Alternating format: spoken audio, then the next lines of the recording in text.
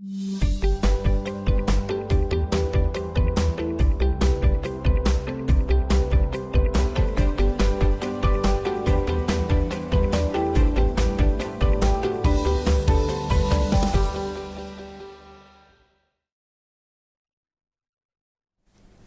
วัสดีค่ะ I'm BK Barka Govindani สวัสดีครับแอมภูมิพัชรวุฒิสุภาคง Welcome to ASEAN Time. It is a historic milestone on ASEAN's journey to community building as ASEAN member states have come together as one community where no one is left behind and everyone has a stake. Yes, BK, it is time for us to no longer focus only on our nation, but also get to know our neighboring countries and our region, what, when, where, and how we are doing. So here at ASEAN Time, we bring you interesting stories that are happening around our region, both from us and our alliances with fellow television stations across Southeast Asia. Okay, let's start with our first story, but let me ask you first, Poom. How many languages do you think are spoken just within our region? Well, there are Thai, Lao, Vietnamese, Filipino, Burmese, Malay, Khmer, and of course, there are many other languages like English, Chinese, French, Spanish. Oh, because this is over 10 spoken languages. Yes, it's a long list, isn't it? And not to mention the different dialects we also have too. Ah, right. Of course, it's a long list. Like I said, we have grown up in a society where we are all being exposed to at least 2 languages, and that's a good thing. Right. That's right. But there's more to it than just that.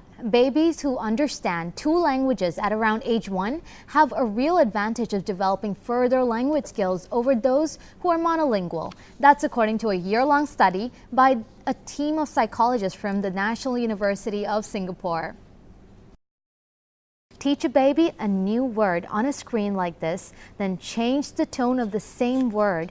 That's how researchers have conducted their experiments to find out how well bilingual and monolingual babies perform in mastering the Mandarin tone system by measuring their gaze time on videos.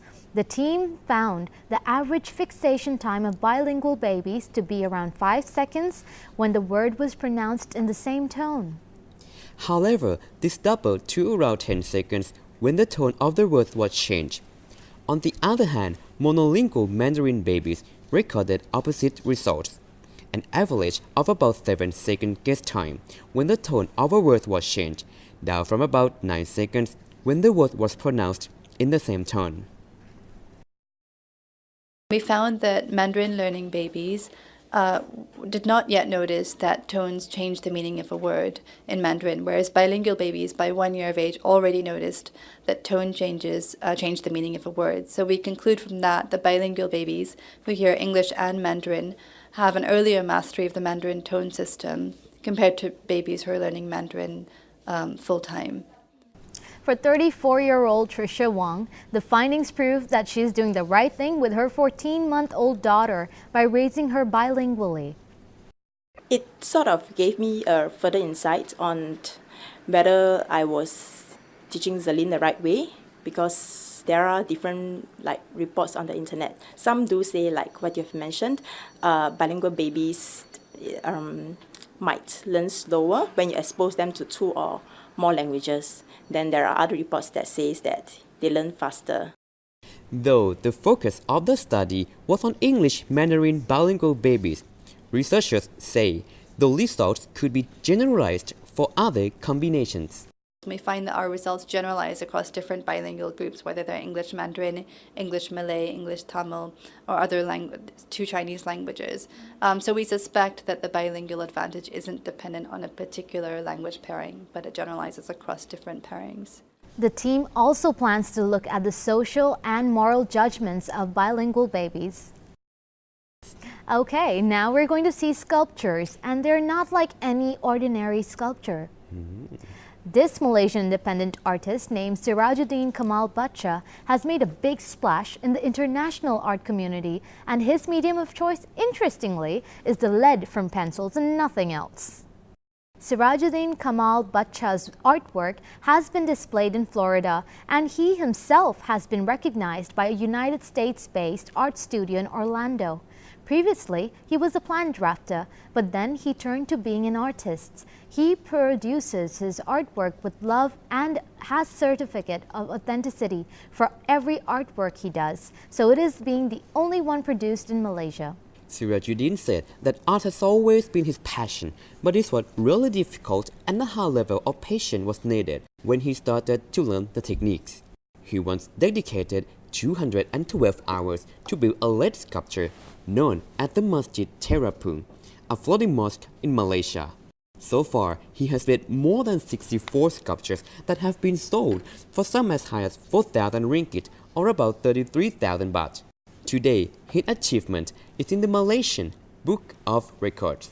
He expressed his optimism that the government and related agencies could assist him and other local artists striving to succeed in the country. He added that the Dubai government once paid 10 Malaysian graffiti artists to transform a street in Dubai's shopping district. He said that the local artists face a lot of discrimination from local art exhibitors because these exhibitors prioritize foreign artists and do not recognize the local artists' contribution. Lastly, he hoped that he could create more sculptures based on culture and heritage of Malaysia in the future with the aim to make Malaysia known worldwide for its uniqueness. I like his artwork, don't you? Yes, look at each model. They're so small that really proves how much work has been put into making each one of them. Right, and now we have a story about beauty contests in our region. But first of all, let me ask you, BK, do you know which country in ASEAN had the most Miss Universe winners? I guess it is Miss Philippines because Miss Philippines Pia Alonzo Wurzbach was crowned Miss Universe in 2015. You're right. The Philippines has won 3 Miss Universe crowns, one in 1969, 1973, and recently in 2015. And its close rival is Thailand, that had 2 Miss Universe winners, Apasala Hongsakul and Pontip Nakhiranganok. Oh, I see. Anyway, this is not about the Philippines or Thailand because we're going to talk about the beauty pageant of our neighboring country, Laos PDR. The annual Miss Laos contest aims to increase awareness of cultural preservation among young people and urges young women to display not only their beauty but also their personality, talents, knowledge, and intelligence. The final contest took place at landmark Mekong Riverside Hotel and featured 20 contestants chosen from the semi-final round and was broadcast live on TV Laos. The event was attended by Laos Deputy Prime Minister of Information, Culture and Tourism, Secretary of Lao People's Revolutionary Youth Union, Head of the Event Organizing Committee, and President of Television Lao or TV Lao, along with other officials and members of the public. The event began with colorful cultural performances and traditional dances before selection of the contest's top 10. All finalists paraded in traditional costumes for the panel of judges and audience so they could decide on their favorites. Then, special prizes were presented for Best Smooth and Healthy Skin, Miss Charming, Best Friendship, Best Physical Appearance, Best Smooth and Healthy Face, Most Popular with Photographers, and Most Popular from Public Votes. The contest whittled down the top 10 to the last 5 finalists, who then participated in a question and answer session before announcement of the overall winner. Second place was announced as M20, Miss Kitsamai Butri Warawong from Sawarnakhet Province, with M19, Miss Butsaba Sangpan from Sayaburi Province being crowned Miss Laos 2016. Flowers, sashes, and prizes were presented to all winners, and the Diamond Crowns was officially presented to Miss Laos 2016 by Miss Laos 2015, Miss Sutilak Intawong. According to the organizing committee, the annual Miss Lao contest served to raise awareness among young people of the need to preserve Lao culture and encourage young women to display their beauty, character, knowledge, abilities, and special talents. The Miss Laos title is seen as a badge of honor for Lao women nationwide, and it is something to be coveted by every woman. The event is also seen as a stepping stone, with the contest winner representing Laos on regional and international stages. The year's competition featured additional activities for contestants and a more luxurious crown. The 20 contestants at this year's final consisted from 8 contestants from Vientiane, plus 3 from Champasak, 2 from Sayaburi, and 1 each from Udom Sai, Hua Pan, Sieng Khuang, Luang Prabang, Kham Muan, Sawarnakhet, and Attapeu provinces. This year's contest was organized in collaboration by TV Lao and the Lao People's Revolutionary Youth Union with support from many firms. Lao really does preserve its culture. We can see from the contestants on the stage wearing their traditional costumes made of silk. Very beautiful indeed. Yes, I agree. Now, before we take a break, let us take you to see one of the most impressive mountains in Vietnam, where you can enjoy beautiful scenery amidst green rice paddies and nature. Located 160 km northeast of Hanoi, Bac Sun Valley is an only historical site. It's also a destination of enchanting beauty. Let's find out more in the following. Egbert Velmont, a tourist from the Netherlands, shared his experiences of visiting Bac Sun Valley. Hey, I'm harvesting. Join me. The most breathtaking sight in Bac Sun this season is probably its rice fields. Local residents plant and harvest rice throughout the year.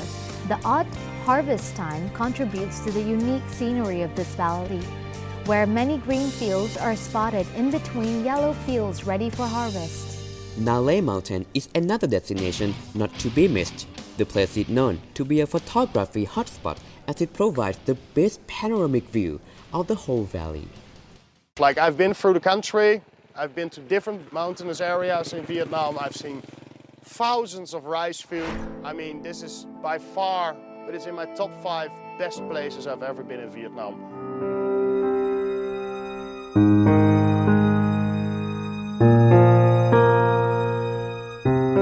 Sometimes I can't even believe what I'm seeing. It's so beautiful, as if I were in paradise.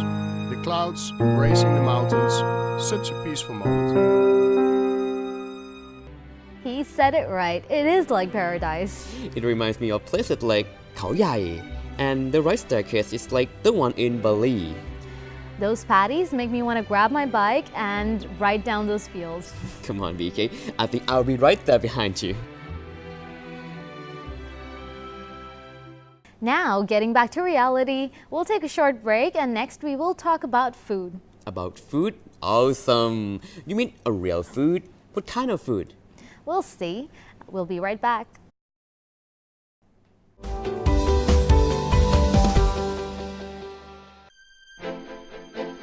ASEAN Community. ASEAN member countries have agreed that the main part of the ASEAN community is its people. People are therefore to be the central focus. ASEAN Political and Security Community. In terms of politics and security, ASEAN promotes democracy, the principle of law, and good governance that protects fundamental human rights and freedoms accordingly. In terms of the economy, ASEAN gives priority to every section in society. For example, it promotes small and medium-sized enterprises, SMEs, and supports more public-private partnerships. A study of the social effects of the expansion of the Association of Southeast Asian Nations. 3 issues are: 1. Problem of laborers' migration. 2. Problem of ensuring security against new forms of crime. And 3. Problem of providing social welfare wherever needed. One vision, one identity, one community.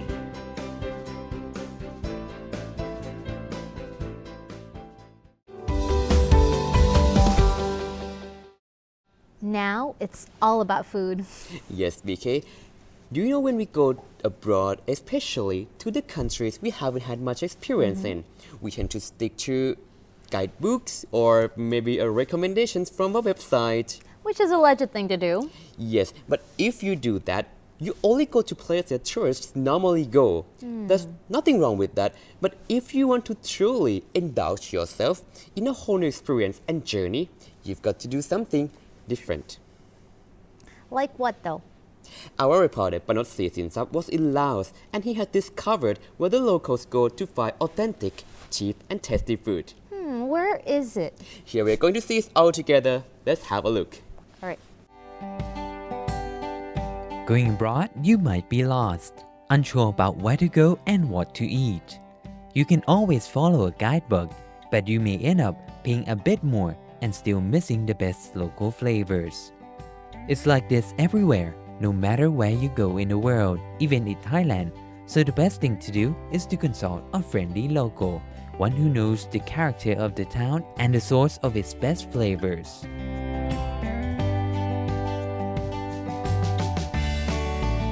This place that I'm going to is called Center Point.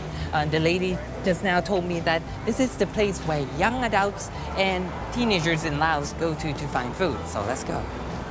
Center Point in Laos is not quite how Thais perceive the name Center Point, which used to be at Siam Square. People in Laos use the words center point to mean a social gathering place, normally around big intersections where you can find cheaper food with genuine local flavor. The center point we are going to is located in downtown Vientiane, and walking there means it's easily accessible. 6,000 ki for this 1 cup of soy milk with grass jelly. It's about 30 baht. It's good. Fried fish balls, 20,000 ki or 80 baht, also recommended. When you are here, you should try the Laotian som tam, priced between 20,000 to 25,000 ki or 80 to 100 baht. Pricey compared to our som tam, which normally costs 35 to 40 baht. But the cost of living here is quite high. Most goods will be priced at 30 to 40% more or even 2 to 3 times the price in Thailand.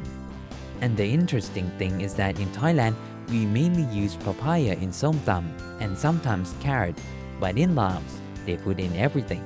There's instant noodle, macaroni, khanom jeen or rice noodle, mango, and all sorts of flavors. Instant noodle som tam, I'm able to sell at least 60 plates of these every evening, not including other types of som tam. People here also like a mix of papaya and rice noodle type of som tam. I sell all sorts of drinks. I have fruit juice like lychee and coconut, tea like green and milk tea. The best-selling menu is soy milk with grass jelly.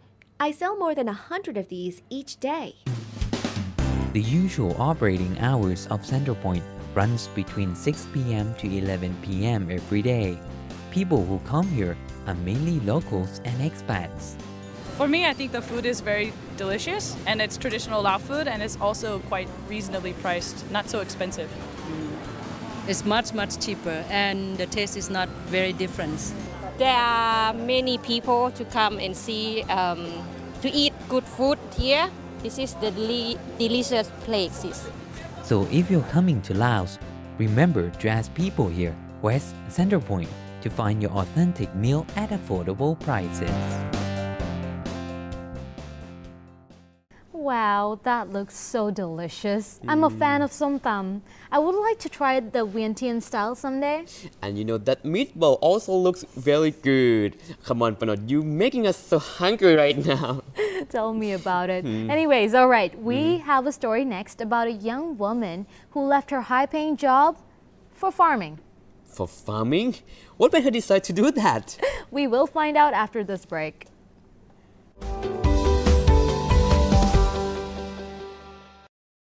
ASEAN Economic Community. Having the same hopes and mutual intentions to create sustainable growth and permanent economic progress within the framework of the ASEAN Comprehensive Investment Agreement. The ACIA exists to facilitate trade and commerce between member nations, as well as to improve quality of people's lives. One vision, one identity, one community.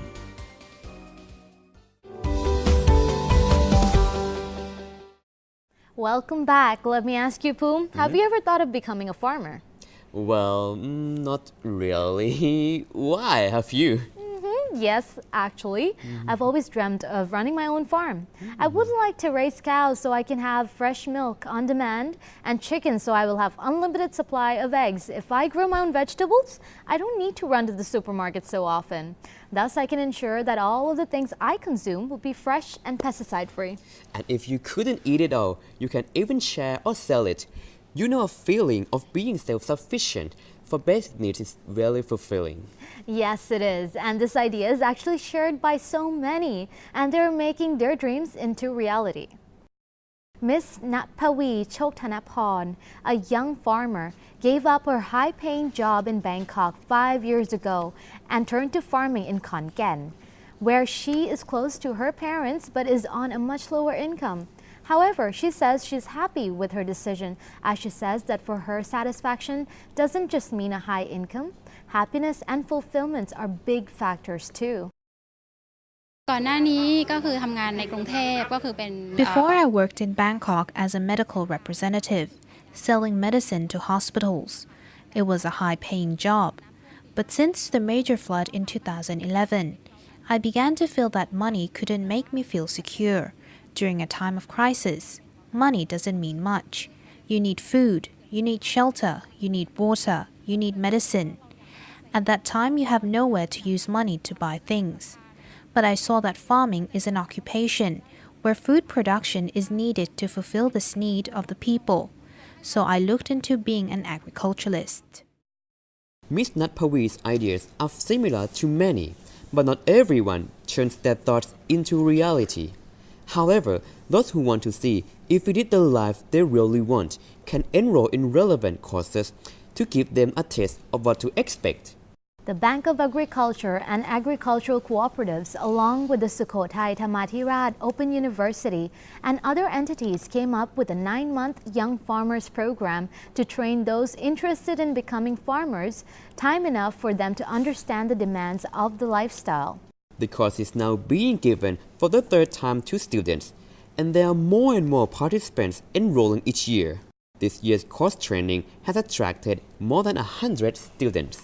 Participants have a full hands-on experience learning how to grow the crops that they are interested in, as well as staying with village agricultural mentors who are their teachers. Ms. Natpawi is also a part of this program. Nowadays, as younger generations decide to take up farming, they implement the knowledge they have acquired from schools, universities, and workshops to develop their crops. And as basic raw produce usually makes only a limited profit, many learn to process their goods to add value. I made these myself. This is a hair shampoo made from riceberry plants, and these soaps are made from carrots. I grew the carrots myself. It's handmade, and all the plants I am growing are all organic. This strategy helps to increase product value by quite a lot, meaning better income for farmers, and by helping to promote farming, authorities are allocating more areas and outlets for farmers to showcase and sell their products. Wow, I want to enroll in some of those courses. This program is open every year, and many other organizations are opening up courses like this too to accommodate the growing popularity of this occupation. Wow, I'll see what fits me. You know, the story reminds me of a philosophy of sufficiency economy given by His Majesty the late King Bhumibol Adulyadej. He was once quoted as saying, "Being a tiger is not important. The important thing is for us to have a sufficient economy. Sufficiency means to lead a reasonably comfortable life without excess or overindulgence in luxury, but enough. Some things may seem to be extravagant, but if it brings happiness, it is permissible as long as it is within the means of the individual." I think that if we learn to apply this teaching to our lives, we will be so much more happier. That's why many are shifting to do what they feel like doing, to truly live self-sufficient lives. But for us city dwellers, we can also apply this teaching by living in moderation, reasonableness, and with risk management. Great, I've got to study more and more about this. What a wonderful story we have had today. Right, and that's all we have for today. But we will bring you engaging stories and happenings around ASEAN real soon. So make sure to join us again on ASEAN Time. But for now, สวัสดีค่ะ สวัสดีครับ